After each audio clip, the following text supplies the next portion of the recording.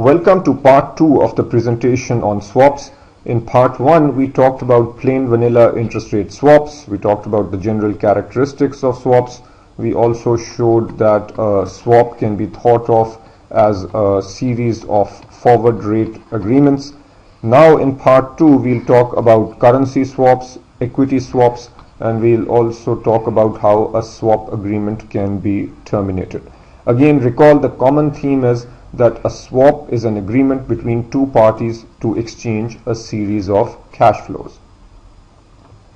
When we talk about currency swaps, now the cash flows are being exchanged in different currencies.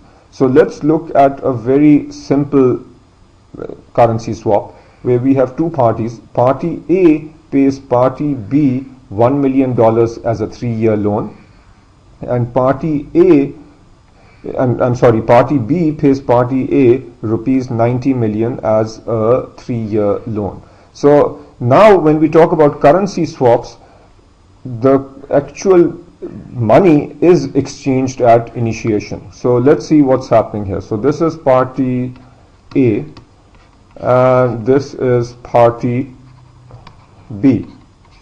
So at time 0, when the swap is initiated, what is happening? Party A pays B 1 million. So this is our initial. So $1 million goes from A to B, and Party B pays A 90 million. So this is the initial principal amount that is flowing between the two parties. So this is 90 million going from Party B to Party A.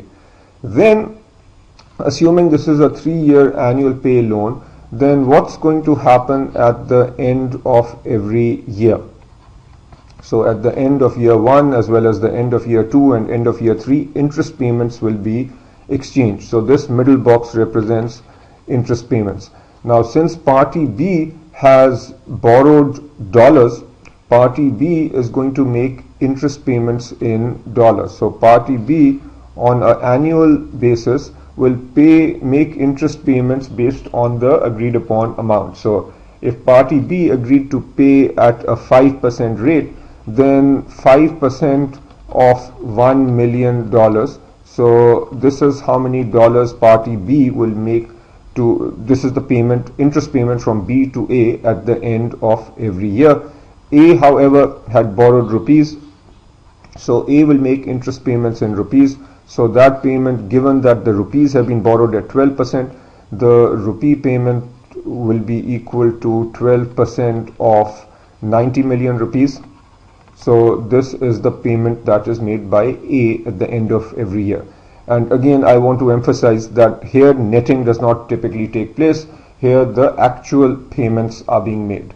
And then after 3 years, once this currency swap is over, then we swap back the notional principal. So initially A had lent 1 million to B, so B now returns the $1 million, and Party A returns the 90 million. So this was a million, so returns the 90 million rupees. So that's a very simplistic currency swap. In this swap, we assumed a fixed rate for both currencies.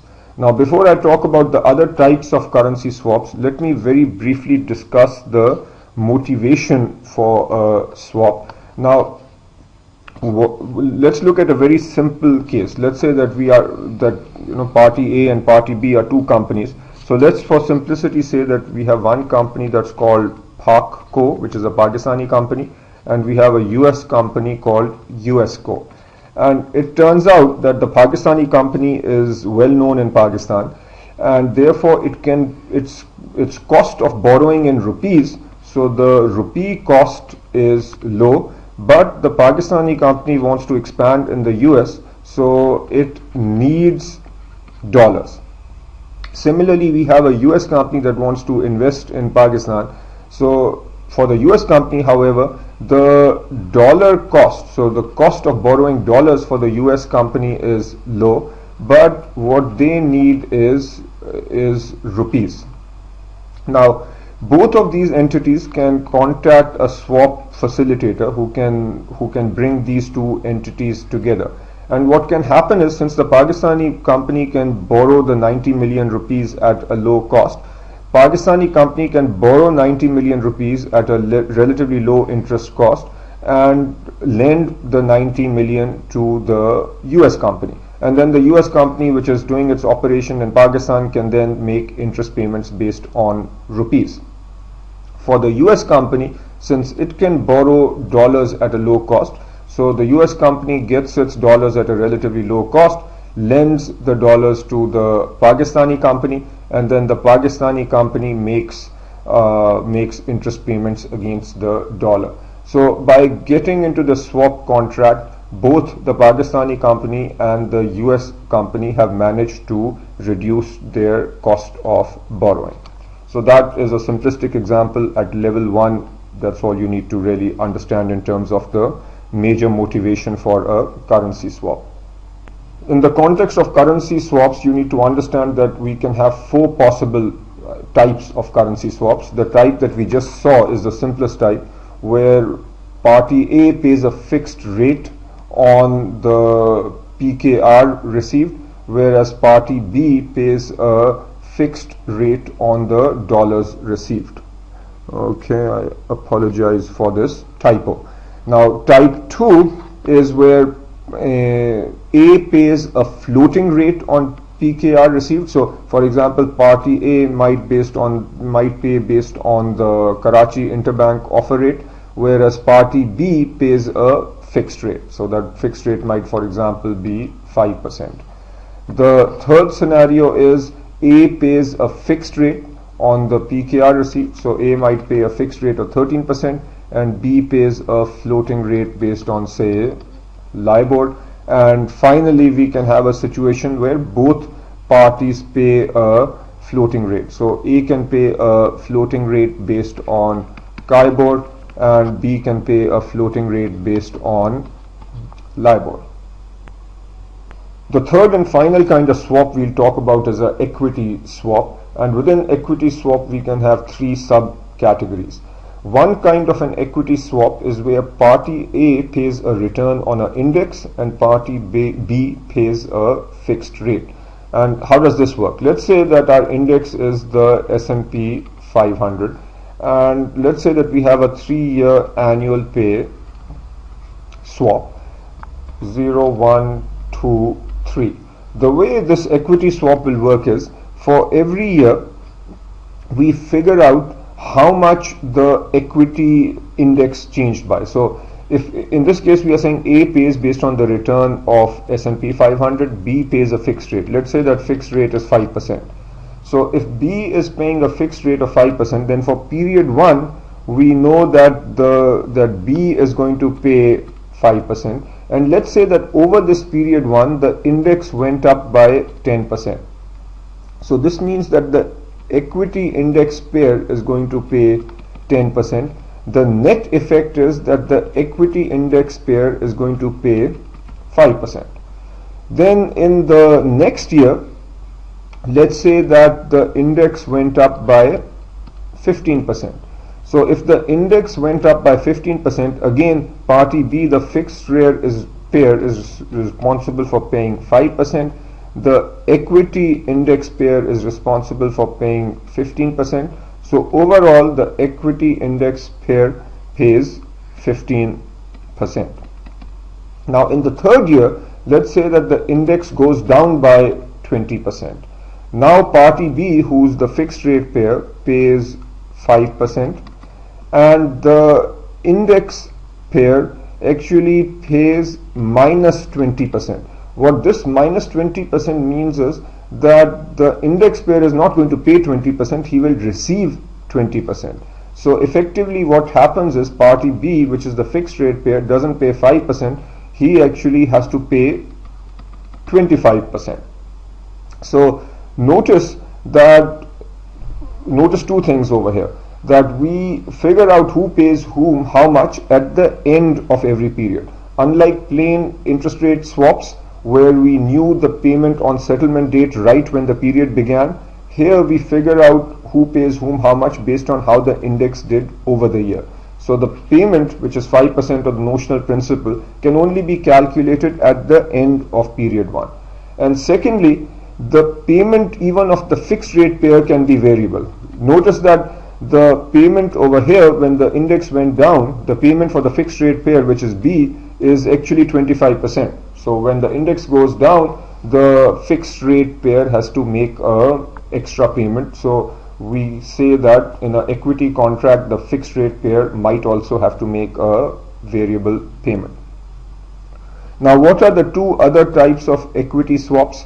We can have party A pays a return on the index, that again can be, say, S&P 500, and party B pays a floating rate. So rather than paying this 5%, let's say party B pays LIBOR plus 2%. So that's another example. Now here again, LIBOR will be determined at the beginning of every period, but the return on the S&P 500 will be based on the return for the overall period. So here again, we will not know what the payment is until the end of the period.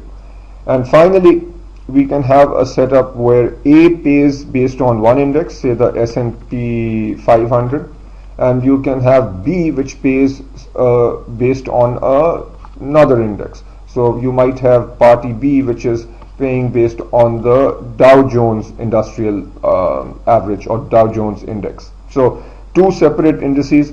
Party A pays based on the return on this index. Party B pays based on the return on another index. Just to highlight 2 points, because these can easily show up on your exam. I've already talked about this, but payments on both sides can be floating, and I showed this in my example earlier where the equity index actually went down. So clearly the entity called the fixed rate payer still has a floating rate payment. Secondly, the payment is not known till the end of the settlement period. I think I've mentioned that enough times. Finally, how do we terminate a swap? So one way of terminating a swap is through where both, let's say, party A and party B are in this swap, and they both agree before the completion of the swap tenure that one party pays a certain amount of cash to the other party. If both parties agree, they can cancel or terminate the swap before the formal termination date. Another is that a party gets into an offsetting contract. So if a party has a pay fixed position, they can take opposite position by getting into a pay floating. So there might be a certain cost involved there, but by getting into an offsetting contract, we can also terminate a swap contract. Number 3, there can be a resale, but this is very unusual because we don't really have a secondary market for swaps. As discussed earlier, these are not traded on an exchange, so it might be very hard to find a third party that is willing to buy the particular swap contract that you have negotiated earlier. So this is extremely infrequent. And finally, you could use a swaption.